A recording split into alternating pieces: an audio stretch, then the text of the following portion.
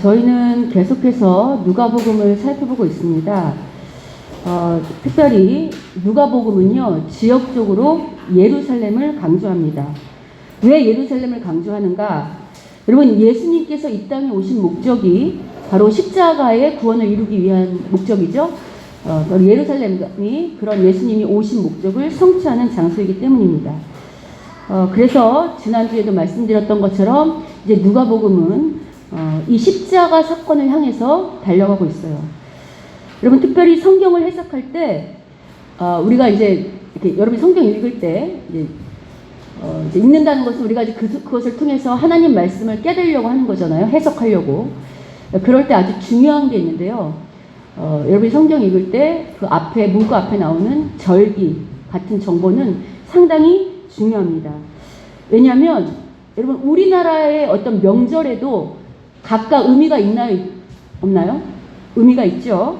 그런 것처럼 유대인의 각각의 절기에도 의미가 있기 때문에 이런 절기를 잘 눈여겨봐야 합니다.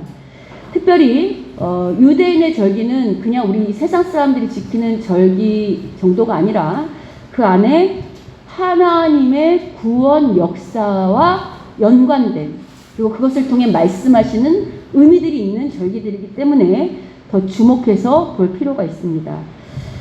여러분, 오늘 본문 7절을 보시면 유월절 양을 잡을 무교절날이 이렇다라고 말하면서 지금 유월절에 대한 이야기를 시작하고 있고요. 본문 전체는 유월절 만찬 준비에 관한 이야기를 하고 있죠. 특별히 여러분, 이 누가복음은 이미 22장 1절부터 유월절이라 하는 무교절이 다가오매 라고 언급하면서 유월절과 무교절을 강조하고 있습니다.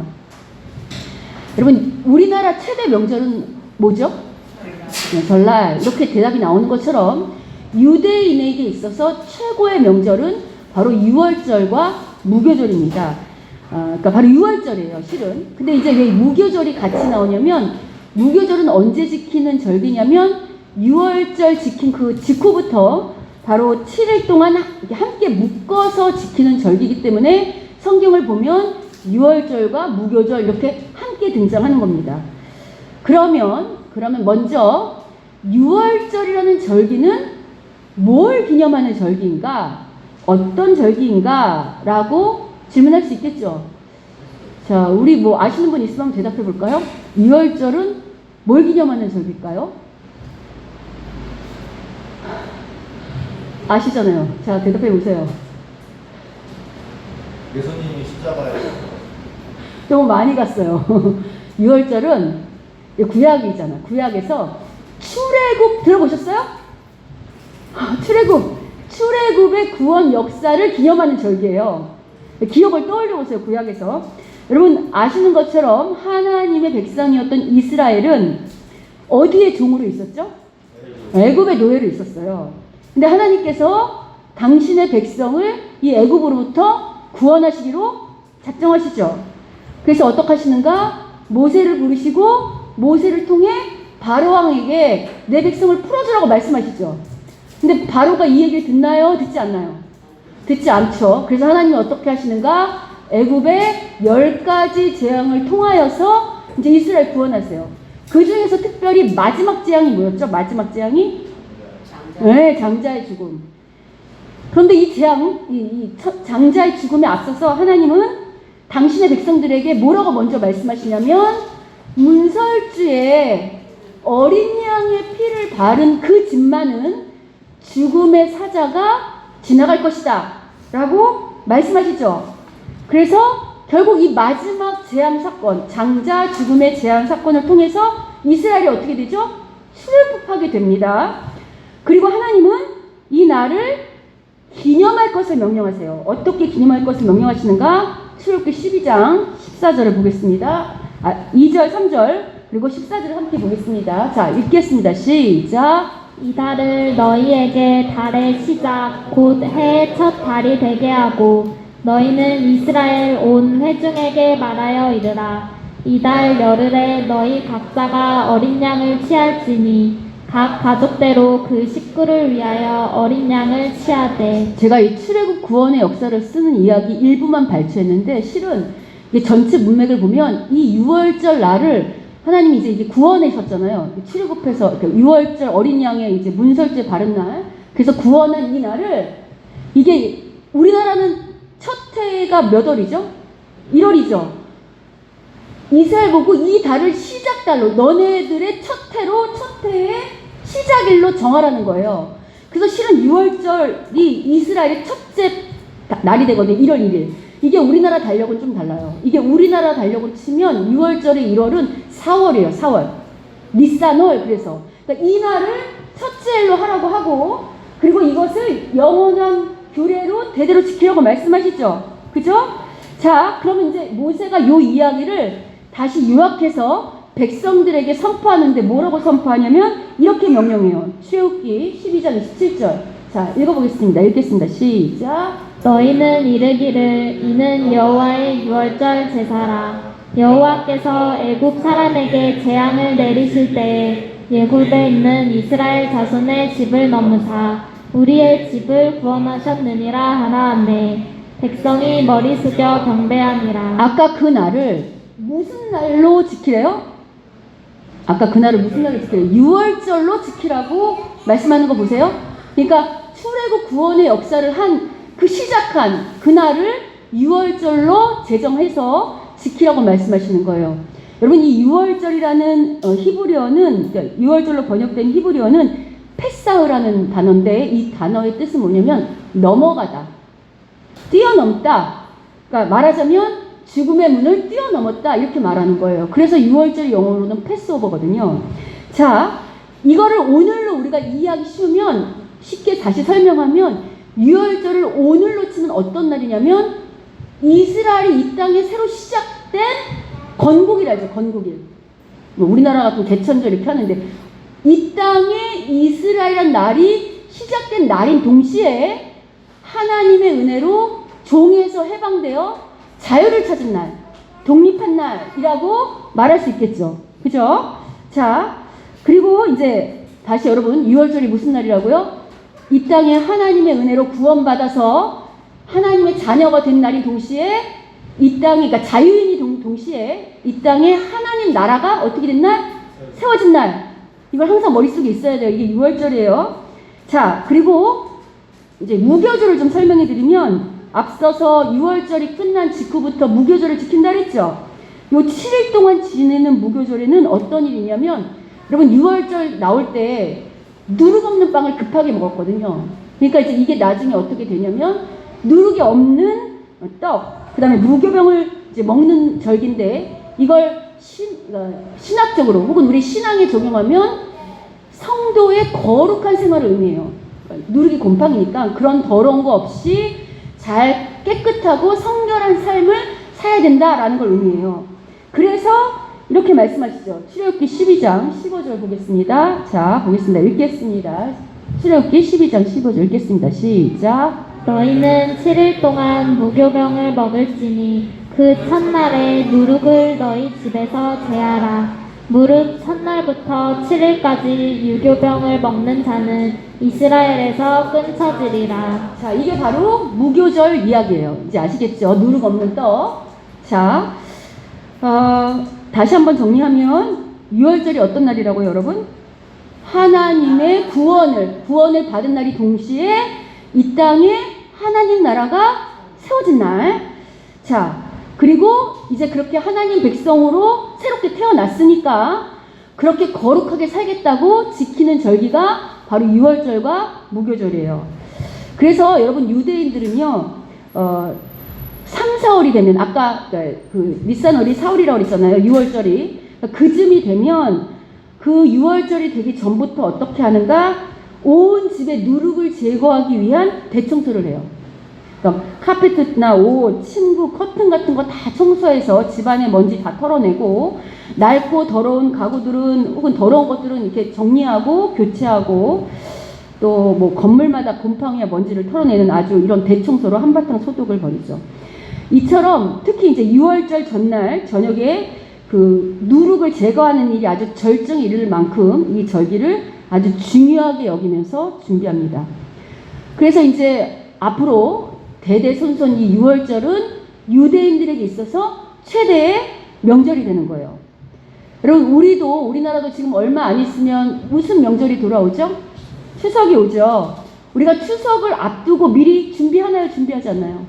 준비하는 것처럼 이제 이 사람들도 정말 많이 준비하거든요. 그래서 여러분, 오늘 본문에, 여러분 본문을 잘 읽어보시면, 여러분 제가 잠깐 시간 드릴 테니까, 오늘 본문에서 제일 많이 등장하는 단어가 뭔 줄 아십니까? 한번 보세요. 오늘 22장 7절부터 13절에 제일 많이 등장하는 단어. 잠깐 시간 드릴 테니까 한번 보세요. 어떤 단어가 제일 많이 등장하죠? 6월절보다 더 많이 준비한 단어가 있는데, 바로 준비란 단어예요. 준비. 그래서 예수님도, 그러니까 2월절 준비가 이제 중요하기 때문에 지금 예수님도 오늘 이제 이 본문에도 그렇고 준비란 단어가 많이 등장하고, 예수님도 이제 오늘 제자들한테 준비를 명령하시죠. 6월절 만찬의 준비. 특별히 헬라 문화권부터 예수님 당시까지는요, 6월절의 어떤 그 절기 준비를 구약에는 급하게 이제 출애굽하느라고 급하게 먹고 나왔지만, 그렇게 급하게 식사 준비를 하는 게 아니고요. 이제 6월절을 기념하기 위해서 아주 잘 준비된 그런 만찬을 준비해요. 그래서 어떻게 하냐면, 여러분 유대인들의 식사 관습은 우리처럼 똑바로 앉는 게 아니고 약간 비스듬히 책상이나 의자에 기대어 놓는 거 아시죠? 그래서 실은 최후의 만찬에 똑바로 앉아서 그려있는 그림은 그 당시 그림을 잘 표현한 건 아니에요. 당시 유대인들은 식사에 이렇게 비스듬히 누워서, 왜 여러분 로마 영화 같은 데 보면 왜 황제들이 이렇게 비스듬히 누워서 왜 식사하잖아요. 그러니까 꼭 똑같다고 할 수는 없지만 책상이나 어떤 베개나 비스듬히 누워서 이렇게 식사를 했거든요. 그리고 이제 이 준비에는 뭐가 필요했냐면 양, 그 다음에 기타 식재료, 그 다음에 성전에 생제물 드릴 양, 또 같이 모여서 만찬을 하니까 방을 마련하는 것도 포함됐어요. 그래서 오늘 본문의 예수님도 동일하죠. 보시면 8절 보시면 베드로와 요한에게 6월절 준비하라 라고 말씀하시잖아요. 예수님이 이렇게 6월절을 준비하라고 말씀하실 때 제자들은 자기들의 전통 대대로 준비했던 지켜왔던 그 6월절을 생각하면서 그것에 따라서 아마 준비를 했을 거예요. 그런데 지금 이제 아까 방이 필요하니까 9절 보세요. 9절. 그들이 예수님께 뭐라고 질문하냐면 어디서 준비하기를 원합니까? 하고 질문하는 거 보이십니까? 그러니까 지금 뭐를 묻는 거예요? 예수님한테. 제자들이 예수님한테 예수님이 6월절 준비하라고 말씀하시니까 어디서 준비할까요? 라고 묻는 건 뭐를 질문하는 거죠, 여러분? 이 어려운 질문인가? 어디서? 뭐죠, 이거? 장소. 어디서 6월절 만찬 준비할까요? 장소를 지금 묻잖아요. 아까 방이 필요하다고 했잖아요. 자, 그러면 여러분 제자들이 어디서 6월절을 준비할까요? 라고 이렇게 물을 때는 그들은 뭘 기대하면서 예수님께 이렇게 질문했을까요? 당연히 예수님이 어떤 장소를 딱 말씀해 주시면서 그래, 예를 들면 정다영네 집에서 라고 이렇게 하든지, 아니 윤지쌤네 집에서 라고 이렇게 장소를 누구는 어디 라고, 아니 교회에서 라고 오늘 치면 이렇게 정확하게 말씀해 주실 것을 기대하고 질문했을 거 아니에요. 그죠? 그런데 예수님은 너무 뜻밖의 말씀을 하세요. 뭐라고 말씀하시냐면 10절, 11절, 12절 조금 길긴 하지만 우리 함께 읽어보도록 하겠습니다. 자, 10절, 11절, 12절 읽겠습니다. 시작. 이르시되 보라, 너희가 성내로 들어가면 물 한 동이를 가지고 가는 사람을 만나리니 그가 들어가는 집으로 따라 들어가서 그 집주인에게 이르되 선생님이 내게 하는 말씀이 내가 내 제자들과 함께 6월절을 먹을 객실이 어디 있느냐 하시더라 하라. 그리하면 그가 자리를 마련한 큰 다락방을 보이리니 거기서 준비하라 하시니. 이 말씀을 요약하면 이런 거잖아요. 일단 나가봐봐. 길거리를 가다가 이렇게 지나가다가 물동이를 지고 가는 어떤 사람이 있는데 그 사람을 쫄래쫄래 따라가다가 그 사람이 집에 들어가면 그 사람 따라가서 그 집 주인에게 다락방을 좀 내달라고 이제 이야기하면 아마 그 사람이 그 다락방을 내줄 것이다 라고 지금 말씀하는 거죠. 여러분, 우리는 성경을 너무 그냥 아무 감동 없이 그냥 생각 없이 읽는데 익숙해져서 이런 구절이 아무렇지 않게 느껴지실 수 있겠지만, 이걸 오늘로 실제로 말하면 이런 거예요. 이게 결단코 실정하기 쉽지 않죠. 제가 오늘 만약 반주자님한테, 반주자님 여기 앞에 공원에 가서 여기 뭐 이렇게 뭐 지갑 하나 이렇게 예를 들면 어떤 특징을 하나 주면서 있는 사람이 있으면 그 사람 따라가서 그 사람한테 이것 좀 해달라고 말하라고 하면 이분이 저한테 뭐라 그럴까요? 이분이 만약에 이제 이렇게 할 말을 다 하는 사람이면, 목사님, 이게 무슨 말씀이냐고 이렇게 이제 또박또박 이제 나한테 항의를 표시할 것이고, 착해서 말을 못하고 속으로 끙끙 앓는 사람이면 어쩔 수 없이 이해하고 나가긴 나가지만 우리 목사님이 정상은 아니구나, 이렇게 무언가 여러 가지 불만과 불평을 가졌을 거예요. 그죠? 근데 여러분 생각해보세요. 전혀 알지도 못하는 사람을 따라가고 거길 또 기다렸다가 그 사람 따라가서 물동이 인 사람을 지나갈 것까지를 기다렸다가 그 사람을 또 따라가서 전혀 모르는 사람한테 가서 방을 내달라고 말한다는 게 순종하기 쉽겠습니까? 결코 쉽지 않아요. 그런데 오늘 본문의 이 명령을 받은 베드로와 요한은 아무 토도 달지 않습니다. 그냥 예수님께서 하신 그 말씀 그대로 13절을 보시면 그들이 나가 하신 말씀 그대로 만나서 유월절을 준비한다고 말하고 있어요. 여러분, 이런 모습은요, 우리가 지난주에 살펴봤던 12대자 중에 또 한 사람이었던 예수님을 배반했던 누가 있죠? 가룟 유다 이야기했었죠. 그 앞에 본문인 가룟 유다와 아주 대조적인 모습으로 오늘 등장합니다. 자, 그러면 우리가 이제 이런 생각을 할 수 있어요. 이게 이제 오늘 본문의 예약의 이제 전반적인 이야기라고 할 때, 여러분, 하나님은 예전이나 오늘이나 동일하신 분입니까? 아멘이죠. 그러면 우리가 믿는 하나님, 우리가 믿는 주님은 이전의 제자들이나 오늘날 제자들에게 요구하시는 것도 동일하시겠죠. 자, 그렇다고 한다면 지금 예수님께서 당시 제자들에게 유월절 만찬의 준비를 시키신 거잖아요. 그러면 오늘도 우리한테 유월절 만찬의 준비를 시키실 수 있죠.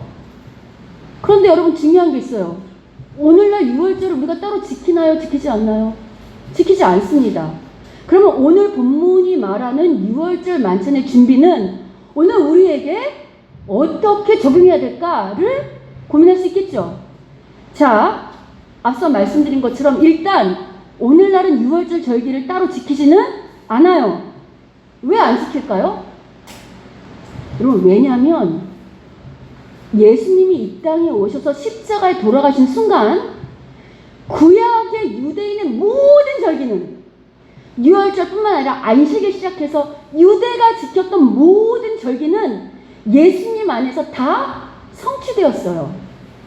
그게 어떤 과정을 거쳐서 어떻게 성취되었는가는 이렇게 설교 시간에 할 수 없어요. 그거는 따로 성경 공부 시간이 필요해요. 그래서 교회마다 성경 공부 시간이 있는 거예요.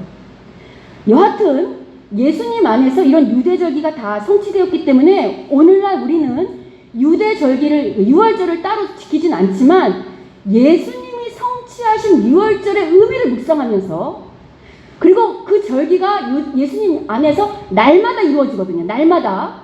그러니까 날마다 예수님이 지킨 그 유월절의 의미가 뭔지를 우리가 묵상하고 그 예수님이 지킨 그 의미대로, 그분이 따라간 대로 그 유월절을 성취하신 것을 본을 따라 우리가 이 땅에서 날마다 살아가는 것, 이게 바로 오늘날 우리가 유월절 만찬을 준비하는 제자의 모습이에요. 자, 그러면 예수님이 성취하신 유월절의 의미가 뭔지 알아야 우리가 그것을 그대로 따라가는, 그 의미를 따라가는 제자가 될 수 있죠. 그래서 예수님이 성취하신 유월절의 의미가 뭔지를 우리가 이제 살펴보려고 하는데, 그 이야기는 요 본문을 따라서 다음에 본문에 나오는 이야기를 좀 앞당겨서 살짝 봐야 돼요. 여러분, 누가복음 22장 16절과 19절, 20절 같은 그 구절을 보시면요, 예수님이 지금 실제로 유월절 만찬을 식사를 하는 장면이 등장하는데, 예수님이 유월절 만찬을 제자들과 함께 나누는 대화가 전혀 우리가 생각했던 이해할 수 없는 말씀들을 하세요. 예를 들면 16절 같은 데 보시면 내가 너희에게 이르노니 이 유월절이 하나님의 나라에서 이루기까지 어떻게 하지 않는데요? 다시는 먹지 않는데요. 또 19절 보면 이제 우리가 유월절에 떡과 포도주를 뗄 텐데 떡을 주시면서 이게 내가 너희를 주는 뭐래요? 내 몸이라고 하시고 또 피가 내 언약이라고 하시고 전에는 유월절을 기념해야 되는데 유월절을 기념하지 않고 나를 기념해라 이렇게 말씀하세요. 예수님은 이렇게 말씀을 하시는 것일까? 아마 유월절 이 만찬을 준비하고 함께 식사를 나눴던 제자들은 예수님의 이 말씀이 도대체 무슨 말씀인지 전혀 이 당시에는 이해할 수 없었을 거예요. 왜냐하면 유월절을 기념하는 게 아니고 당신의 기념이라고 하고 당신 몸이라고 하고 당신 피라고 하고 또 무슨 새로운 언약을 말씀하시니까. 그러나 이미 완성된 신약의 계시를 갖고 있는 우리들은 알 수 있어요. 어떻게 알 수 있는가? 앞서서 구약의 이스라엘 백성이 지켰던 유월절의 의미가 어린 양의 피로 말미암아 하나님의 구원 역사를 받은 것을 기념하는 절기라고 했죠. 그렇다고 한다면 이제 예수님은 오늘날 이스라엘만의 구원자가 아니라 원래 하나님이 이스라엘 부른 목적이 이스라엘만을 구원하기 위함이에요? 아니면 이스라엘을 통하여 온 세상 모든 민족을 구원하는 거예요. 그렇죠. 근데 그걸 이스라엘이 실패했잖아요. 원래 이스라엘이 해야 되는 일인데 그들이 실패했잖아요. 그 일을 예수님이 어떻게 하시는가? 이제는 예수님이 친히 어린 양이 되셔서 당신의 피로 말미암아 유월절을 지키던 이스라엘 민족만이 아니라 모든 세상의 민족의 죄를 뛰어넘는, 죽음을 뛰어넘는 구원자가 되셨던 거죠. 여러분, 제가 구약에서 출애굽기 할 때 애굽이 상징하는 게 뭐라고 했어요? 애굽이 상징하는 영적인 의미.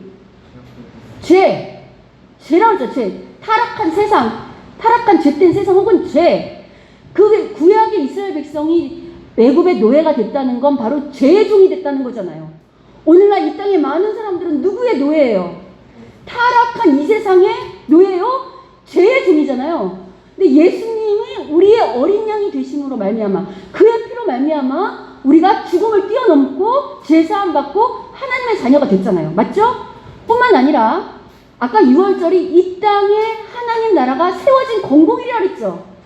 전에는 그 이스라엘 나라가 민족의 이스라엘 나라라고 한다면 이제는 예수님으로 말미암아 구원의 그 십자가 사건이 나타남과 동시에 새로운 모든 민족이 하나님의 백성이 되는 새로운 이스라엘이라는 하나님 나라가 이 땅에 태어난 거예요. 이해가 되세요? 그래서 예수님이 새 언약이라고 말씀하시는 거고 나를 기념하라고 말씀하시는 거예요. 자, 그렇다고 한다면요. 오늘 본문의 유월절 만찬을 준비하는 제자들은요. 자기들은 다 알지 못했지만 그 당시는 이게 뭘 의미하는지 알 수 없었지만 자기들도 모르는 사이에 하나님의 섭리 가운데 새로운 하나님 나라의 도래를 준비하는 자들이 된 거죠. 여기까지 이해되세요? 오케이죠? 무엇보다 여러분 오늘 예수님께서 이 만찬의 준비를 시키실 때 아무에게나 시키지 않고 예수님의 12제자 중 누구에게 시키셨죠? 베드로와 요한. 여러분 어떤 중요한 일이 있을 때 그것을 시킬 때 그러니까 윗사람이 아랫사람한테 시킬 때 혹은 어떤 일을 부탁할 때 아무한테나 시킬까? 아니면 믿을 만한 사람한테 시킬까요?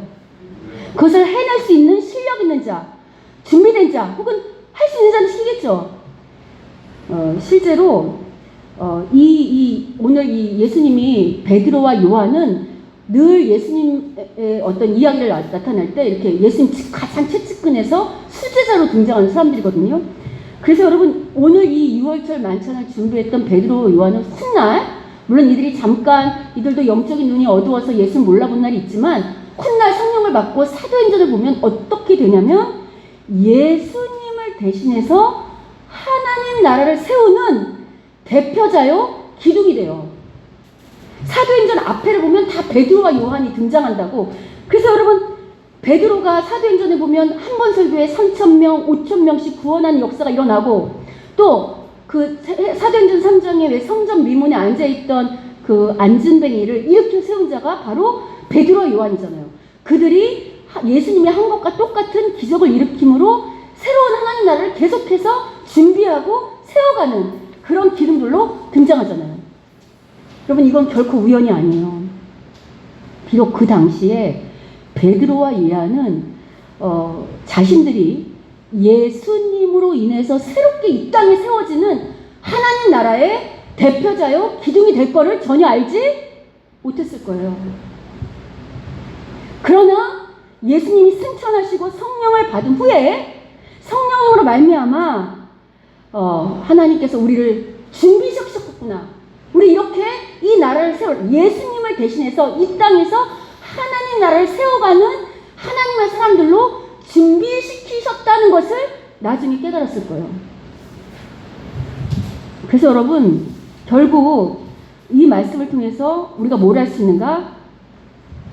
오늘 우리가 우리의 생각과 우리의 기대와 다르다 할지라도 우리가 계산하거나 머리 굴리지 않고 오늘 주께서 무슨 말씀을 하시면 그 말씀에 아멘하고 순종하면 나도 모르는 사이에 하나님 나라를 세우는 귀한 대표요 기둥과 같은 여러분 목사만 쓰임받는 거 아니라고 했잖아요. 목사보다 여러분이 더 귀한 대표요 하나님께 더 인정받는 제자가 될 수 있다니까요.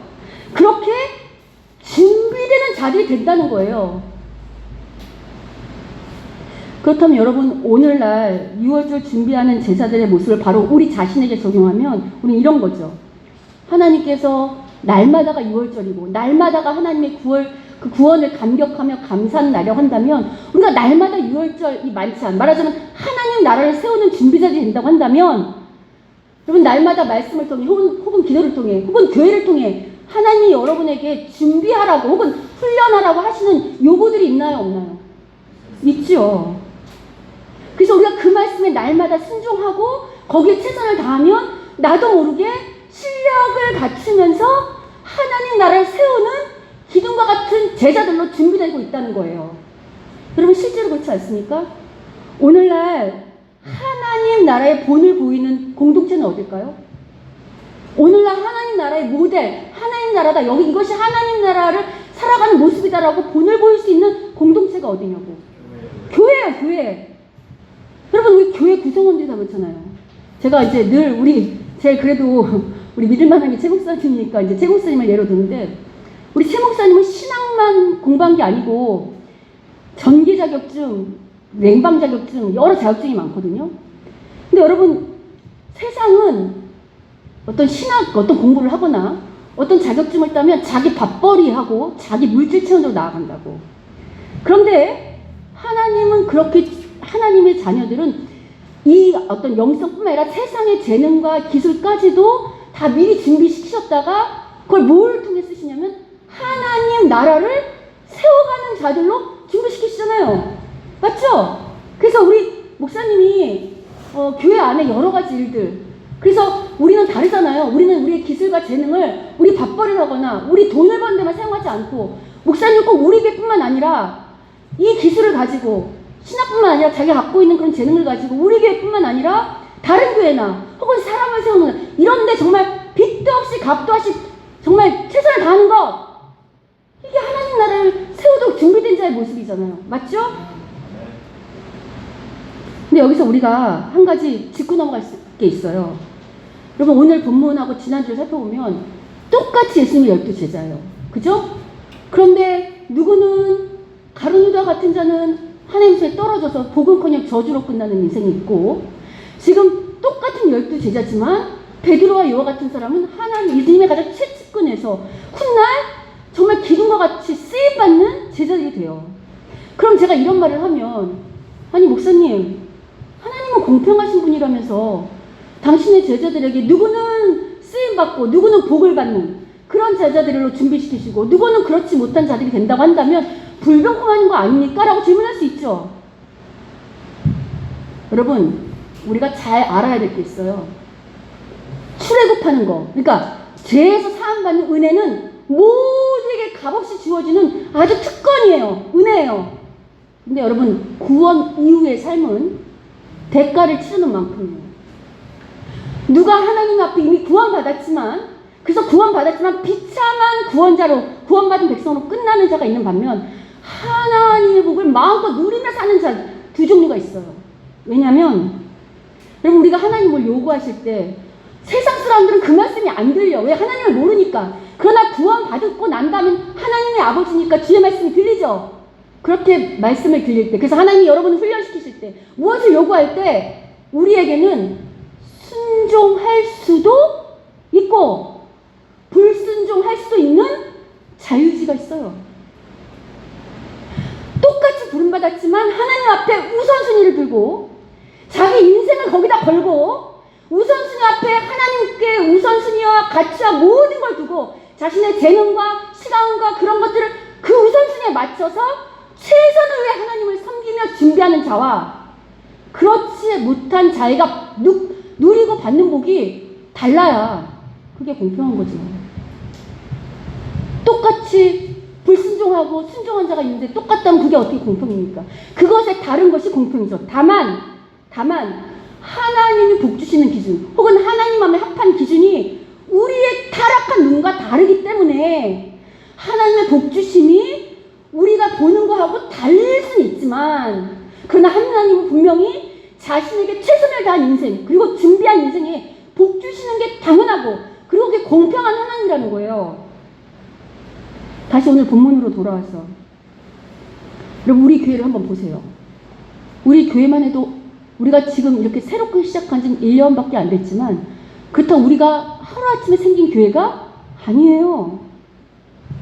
이 좋은 우리 교회라는 교회가 세워지기까지 하나님은 각각의 인생 가운데 각각의 구원의 은혜를 펼치시고 또 각 사람을 준비시키셨잖아요. 그래서 우리가 각각의 역할이 있잖아. 각각의 사명과 각각의 은사와 각각의 신앙이 있죠. 여러분이 과거에 내가 이 다음에 좋은 우리 교회를 통해서 하나님 나라를 세우는 자들이 될 거라고 미리 알고 준비한 사람은 없어요. 그러나 돌아보면 우리를 어쨌든 하나님 앞에서 이 교회를 통해서 하나님 나라를 잘 세울 수 있는 그런 재능과 그런 은사와 그런 영성을 갖추도록 미리 요구하시고 준비시키시고 훈련시키셨잖아요. 그래서 여러분, 뭐가 중요한가? 그동안 많은 하나님의 요청이 있었을 거예요. 요구가 있고 말씀이 있고 그 다음에 준비하려고 한 그런 일들이 있는데 그 말씀에 따라 최선을 다해서 훈련받고 준비한 만큼이 오늘 우리의 실력이에요. 오늘 본문의 요한과 베드로처럼 다 이해되지 않는다 할지라도 매 순간에 거기에 아멘하고 순종한 자 그리고 준비한 자는 오늘 그런 실력과 영성을 겸비했을 것이요. 그렇지 않고 가룟 유다와 같은 자는 어쩔 수 없죠. 떨어지는 모습으로 오늘 서 있겠죠. 근데 여러분, 이걸 아셔야죠. 그럼 우리 속엔 베드로와 요한만 있을까요? 가룟 유다만 있을까요? 그렇지 않아요. 우리 모습 속에는 어느 날은 하나님 앞에 충성하는 베드로와 요한 같은 모습이 있고 어느 날은 하나님 말씀하시면 내 생각과 다르다고 툴툴거리고 계산하고 내 뜻대로 행정짓는 제안하는 내 갈 길을 가는 가룟 유다 같은 불순종한 모습이 공존해요. 그러나 그것을 꺾고 어떻게든 날마다 순종하는 삶으로 나가려고 준비하는 자를 하나님이 귀하게 여기시고 복 주시는 거 당연한 거 아니겠습니까? 어떻습니까, 여러분? 여러분은 오늘 본문에 등장하는 베드로와 요한처럼 하나님 나라를 준비하며 그것을 아름답게 세워가는 그렇게 준비된 자들로, 그렇게 대표요 기둥같이 쓰임받는 제자들로 그렇게 하나님 앞에 쓰임받는 제자들이 되기를 소원하십니까? 네. 아멘 해야지, 이럴 땐. 소원하십니까? 아멘이죠. 한 걸음 더 나가서 그래서 주님이 우리한테 요구하시고 훈련시키는 준비들이 있잖아요. 쓰임받기만 좋아하면 안 되고 준비를 해야 쓰임받을 거 아니야. 그러면 그 준비하는 훈련에 잘 참여해서 준비된 자들이 되시길 원하십니까? 아멘이죠. 그럼 제가 한 걸음 더 가서 이 말씀으로 오늘 이야기를 결론 지으려 합니다. 여러분, 하나님 나라를 잘 세우는 준비된 자들이 되기 위해서 가장 필요한 첫째 덕목은 뭘까요? 한번 말씀해 보세요. 하나님 앞에 잘 준비된 자들이 되기 위해서 가장 중요한 덕목 말씀해 보세요. 틀리는 거 없다 했잖아. 성경에서 우리 같이 하나님 말씀을 나눌 때는 답이 옳다 그르다가 없이 누가 더 성경에 근접한 이야기를 하는 거냐 이랬지 옳다 그르다 없으니까 여러분 한번 생각해 보세요. 답하기가 어려운가요? 이 집사님한테 한번 여쭤볼까? 집사님, 집사님 생각할 땐 준비된 하나님 나라의 어떤 일꾼이 되기 위해서 가장 중요한 덕목은 뭔 것 같아요? 자기 부정. 중요한 얘기지. 뭐 또 충성도 있을 수 있고, 그죠? 뭐 절제도 여러 가지가 있죠. 자기 부정 안에는. 근데 여러분, 하나님 나라에 준비된 자들이 되기 위해서 제일 중요한 덕목이 뭐냐면 우선돼야 되는 게 있어. 급선무가 뭐냐면 바로 이거예요. 고린도전서 4장 1절이죠. 자, 고린도전서 4장 1절이죠. 읽겠습니다. 시작. 사람이 마땅히 우리를 그리스도의 일꾼이요 하나님의 비밀을 맡은 자로 여길지어다. 그리고 맡은 자들에게 구할 것은 충성이니라. 보통 충성을 많이 이야기해요. 그게 이제 아까 집사님이 말한 자기 부정을 해야 충성할 거 아니에요. 그죠? 근데 중요한 게 있어요. 많은 사람들이 제자들에게 요구하는 것을 충성으로 이야기하는데 우리가 2절만 생각하는데 이 2절에 앞서서 생각해야 될 게 있어. 사람이 마땅히 우리를 그리스도 일꾼이요. 우리가 뭐 한 사람들이에요? 하나님의 비밀을 맡은 자예요. 비밀을 맡았다는 건 뭐냐면 하나님의 뜻이 무엇인지, 하나님이 뭘 요구하시는지, 하나님이 어떤 분인지, 하나님이 이 땅에 어떤 섭리를 비밀 가운데 사용하시고 역사 가운데 당신을 보이시는지를 알아야 될 거 아니에요. 하나님 뭘 요구하는지 알아야 그 기준에 맞춰서 충성하고 그 기준에 맞춰서 나를 부정할 거 아닙니까? 여러분, 하나님의 비밀을 알 수 있는 오늘날 유일한 방식은 뭐죠? 성경밖에 없어요. 이 말씀밖에 없어요. 그래서 기독교에서 제일 중요한 건 뭔가? 하나님을 아는 거예요. 하나님을 아는 것만큼 믿을 수 있고 하나님을 아는 것만큼 충성할 수 있고 하나님을 아는 것만큼 사랑하며 소망을 가질 수 있다고요. 뭘 알아야 거기에 기준을 맞추지. 그러면 오늘 하나님을 알 수 있는 유일한 방법이 뭐라고요? 이 말씀이에요. 그래서 여러분 우리 교회에 성경 공부가 있는 거예요. 하나님을 아는 유일한 방법은 이 말씀을 통해서만 알 수 있어요. 여러분이 목사님 저는 굳이 우리 교회 성경 공부 참석하지 않아도 이런 거 필요 없어도 저는 하나님 너무 잘 알아요. 그럼 안 오셔도 돼요. 저는 그거 없어도 얼마든지 기준을 맞출 수 있고요. 저 혼자 잘해나갈 수 있어요. 그럼 상관없어요. 그러나 여러분 이걸 아셔야지. 모든 가운데 하나님의 섭리가 있다 그랬잖아요. 우리 교회로 왜 부르셨는지. 그리고 우리 교회 공예배로 들어왔잖아. 성경 공부가. 여러분이 생업이 있거나 정말 피치 못할 사정이 있어 참석 못하는 건 어쩔 수 없어요. 그걸 뭐라 그러겠어. 그러나 여러분이 예배를 제한해. 나는 주일 예배에는 안 갈 거야. 난 이 시간만 하나님께 드릴 거야. 하고 혹은 이 시간은 내 시간이야 하고 계산하거나 제한하지 않았으면 좋겠어요. 저도 이 말씀 준비하면서 하나님 앞에 참 많이 회개했어요. 혹시 내가 나를 하나님 앞에 최선을 다해 드리는 것에 제한하고 내 마음대로 하고 있진 않은가를 많이 돌아봤거든요. 여러분 제가 그런 생각이 들더라고. 아마 우리 교회 수요 성경 공부가 지금 1시간 하고 기도하는 것까지 치면 1시간 반에서 여러분 기도 1시간 이상 하는 분은 더 들어가겠지만 내가 만약 시간당 10만 원 혹은 20만 원의 일당을 준다고 하면 그래도 여러분이 올 사람이 적을까? 이런 생각을 좀 해봤어요. 만약 그 시간에 50만 원, 100만 원씩 쳐준다. 여러분 그리스도인이 돈을 왜 줬죠? 여러분 그리스도에 사는 목적이 뭐죠? 다 알잖아, 다. 그리스도인이 인생을 살아가는 목적이 뭡니까? 하나님의 영광이에요. 그 영광 속에는 우리의 영광도 포함되어 있다고. 우리가 열심히 공부하고 돈 버는 거 하나님 때문이라며. 근데 여러분, 과연 우리가 정말 그렇게 말하고 생각하는 만큼 우리가 하나님을 예배하고 경배하는데 우리의 시간과 우리의 최선을 다하고 드리고 있는지 돌아봤으면 좋겠어요. 그게 실력이야. 현실에서 우리가 아무리 아름다운 말을 하고 여러 가지 이야기를 한다 할지라도 그게 목사나 무슨 장로나 이런 게 소용없어요. 실제로 오늘 시간에 내가 어떻게 하나님과 관계에서 정직하게 머리 굴리지 않고 계산하지 않고 하나님께 최선을 다하고 있느냐? 그렇게 살아내고 있느냐? 이게 영성이고 실력이에요. 여러분 그렇지 않다고 한다면 오늘 하루에 내가 세상하고 똑같이 내 계산과 내 시간표대로 내 맘대로 산다면 그게 가룟 유다나 세상 사람하고 뭐가 다르겠습니까? 여러분 오늘 이 말씀으로 결단했으면 좋겠어요. 우리의 계산법으로, 우리의 어떤 제안으로 우리가 하나님을 난 요만큼만 섬길래, 난 요만큼 함께 나갈래 하고 그렇게 제안하고 있는 그런 모습인지, 아니면 하나님 앞에 우선순위를 두고 우리 각자의 날마다 요구하시는 것에 내가 최선을 다하고 하나님 앞에 준비되고 또 훈련시키시는 것에 충성해서 정말 이 나라를 세우는, 이 하나님을 세우는 기둥이요 또 그런 어떤 대표가 될 건지, 이제 선택은 우리 각자의 몫입니다. 다시 한번 말씀드리지만 하나님보다 귀한 건 없어요.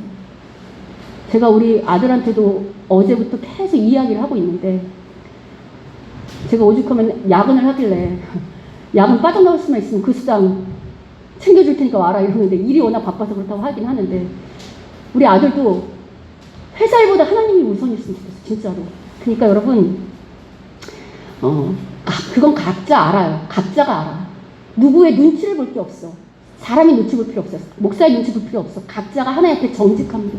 그 정직하게 주시는 훈련에 잘 참여해서 정말 하나님 앞에 쓰임받는 저 귀한 우리 교회요, 또 하나님 보시기에 좋은 우리 좋은 우리 교회 성도님들 되시기를 주님의 이름으로 축원합니다. 아멘.